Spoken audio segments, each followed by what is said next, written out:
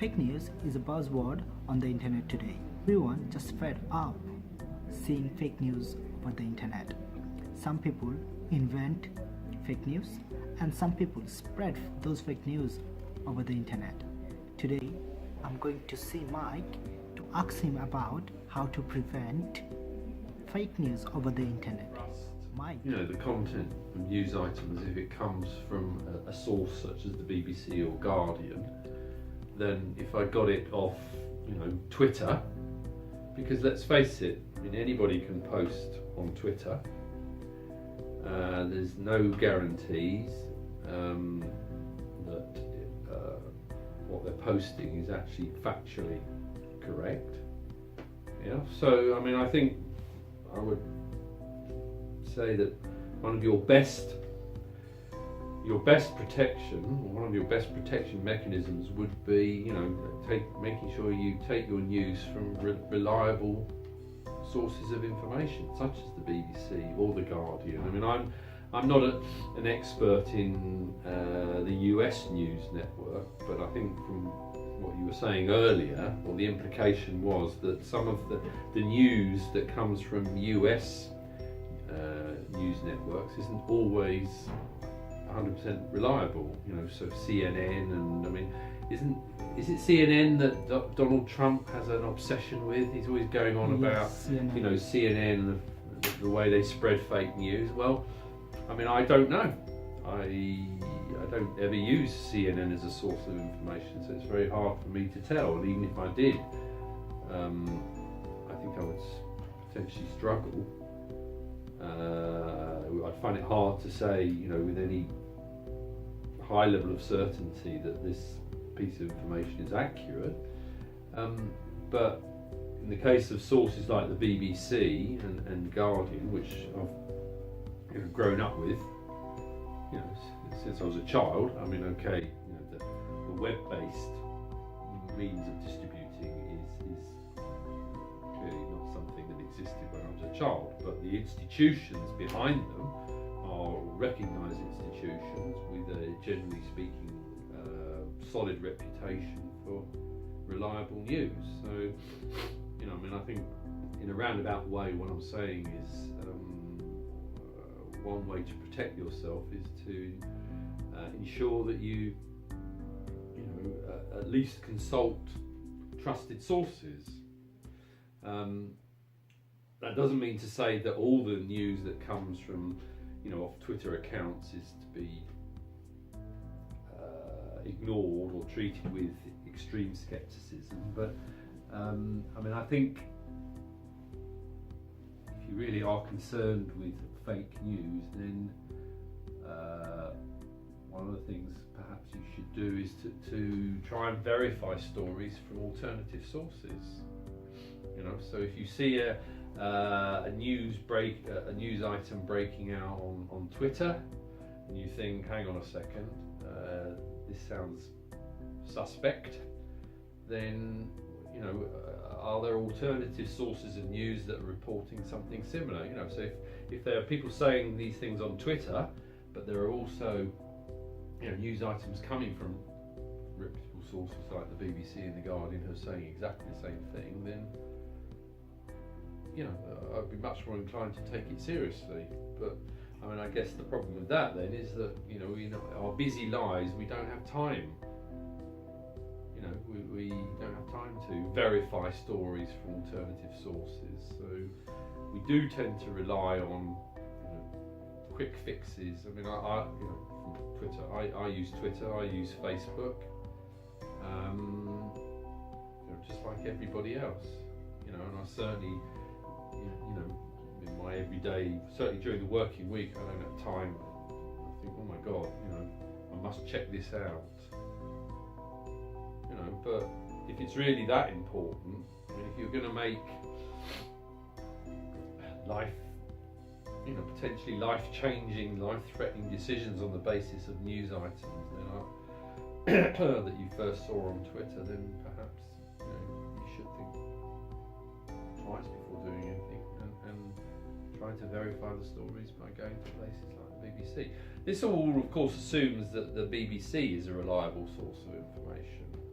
As I said, I'm of that generation who grew up, when there weren't that many alternative sources of information. I mean, when I was a child, there were only 3 TV channels in Britain: BBC One, BBC Two, and ITV. We didn't have Channel 4. That didn't arrive till I was in my 20s.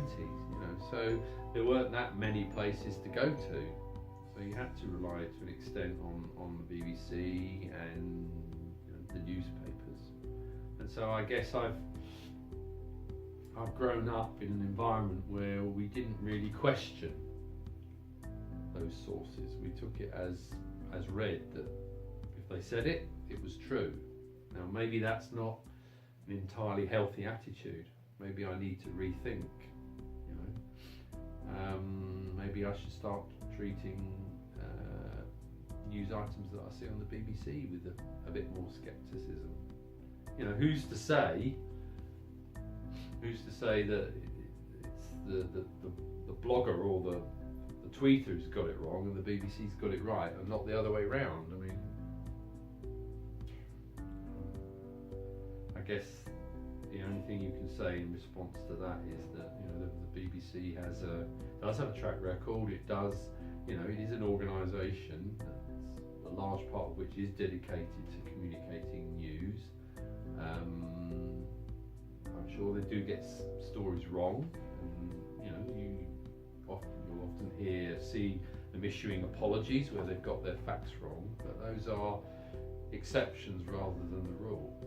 So on that basis, I mean, I'm a great believer in public service broadcasting as a principle. So I tend to have place great trust in those sources of information. All right. So what impact can make in society for fake news? Well, I think potentially have a very significant impact.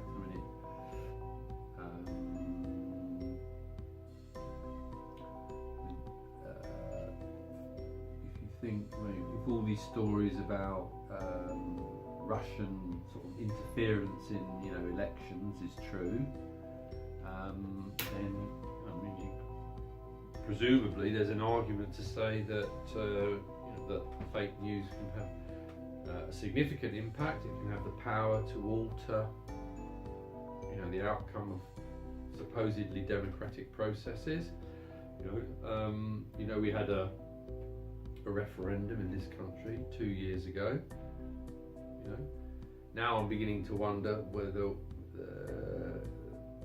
there was an element of fake news that swung the vote to leave. I don't know. I mean, I think potentially fake news can have a very significant impact. But then, if that's the case, what do we do about it?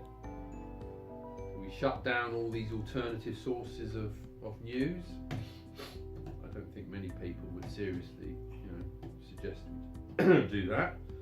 And I mean, many people would argue that it's actually quite healthy to have these alternative sources, these unofficial channels like Twitter and Facebook. Yeah. So yesterday night I was researching news of fake news. So in 2016, 18 years old boy started building fake news site, small town in Vanilla.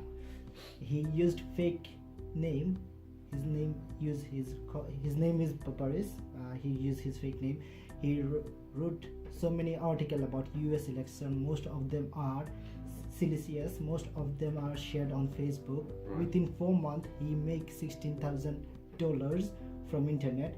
Few months before, 30 million Donald Trump support shared that news. Right. Many advertise company pay him by Google AdSense and Appen Nexus, and he inspired more. There are many sites like Boris helped Trump to win the election. So you see, somebody said you're answering your own question. I mean, you're saying what impact can it have? Yes. I mean, if that's That's in what you've just told me is correct, then I mean it's had a significant impact on the democratic process. I mean, who was this guy? He's a Boris. He was 18 years An old. 18-year-old. Oh, yes, he made. Okay, so presumably, you know, he created his website or used some sort of blogging software. He wrote some articles full of fictitious news.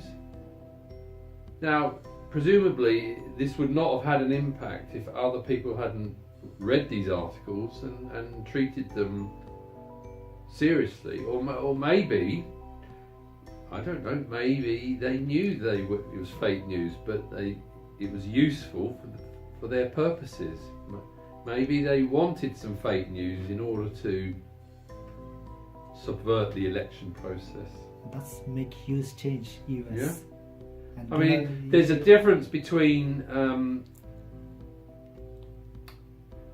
people who naively accept anything they read on a website that, you know, is written by an 18-year-old who has no expertise in this particular area, and those people who knowingly, you know, are fully aware that this is an 18-year-old making up stories, but they're going to use it, you know. When they catch it, they know about he was 18. He told the story, like he built those website. So. And you know about Cambridge Analytica and Facebook. I do. They had shared the data of the peoples. But that's not quite the same thing as fake news, is it? That's more to do with issues of privacy. Yeah, they used survey for the US election. Like, you mean the work that Cambridge Analytica undertook allowed the subsequent identification of certain types of individuals? Yeah. Well, yeah, and then enabled them whoever it was to spread fake news. Okay, fair enough. But I mean, I think the issue with Cambridge Analytica it's not just about fake news. It's about the fact that they gained access to data which they shouldn't have gained access to, because it was obtained under false pretenses. The people who gave that data were not aware of how it was going to be used. So I mean there's two issues here. I could do what Cambridge Analytica did to collect lots of personal data without the owner's permission. That doesn't necessarily mean I'm going to use it to create fake news. I might use it as part of a marketing campaign. Yeah. So I want to know about every single one of your mates who's into, I don't know, Xbox, playing games on an Xbox, because then I can market them directly. You know, it's not the same thing as fake news. You know, so I think whilst they were clearly related in that particular case, that doesn't necessarily mean they are, you know, the privacy leaks are always associated ultimately with some kind of fake news campaign. So I mean, I think we're talking about two potentially separate issues here, both of which are important. What's the difference between misinformation and disinformation? Misinformation and disinformation. As if the definition of that word, it would implies that it's disinformation is part of a campaign to disrupt, mislead, to subvert process, your competitors, or particularly at, foreign countries. Whereas misinformation is something that I might, for example, mislead you by giving you some misinformation, maybe because I don't like you or whatever. Yeah, I want to embarrass you. That would be misinformation. But if I work for Secret Services, as part of my brief, I might be running a campaign against a foreign government. So that would, in that case, I would be spreading disinformation. Disinformation. I had no idea, to be perfectly honest, there was any distinction between those two words. All right. But it's interesting. Now, Yeah. fair enough. No worries. Thank you so much for your time.